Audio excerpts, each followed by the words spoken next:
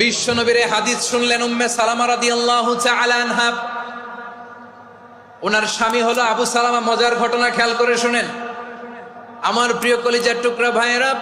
কানগুলো খরগোশের কানের মতো খাড়া করে আমার দিকে তাকান। সাইয়্যিদাতুনা উম্মে সালামা রাদিয়াল্লাহু তাআলা আনহা, ওনার স্বামীর নাম আবু সালামা।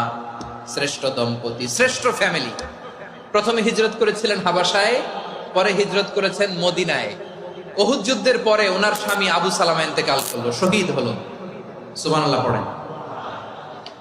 যখন আবু সালামা ইন্তেকাল করলো, উম্মে সালামা রাদিয়াল্লাহু তাআলা আনহা কেঁদে কেঁদে হয়রান। আর নবীর শিখানো বাণী অনুযায়ী তিনি বারবার পড়ছিলেন ইন্না লিল্লাহ। কি পড়ছিলেন? মুই কই যামু, কি হরমু, এগুলো বলে নাই। কি বলছে?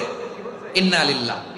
যেহেতু বিশ্বনবী বলেছেন কেউ যদি বিপদের প্রথম ধাক্কায় পড়ে ইন্না লিল্লাহি ওয়া ইন্না ইলাইহি রাজিউন,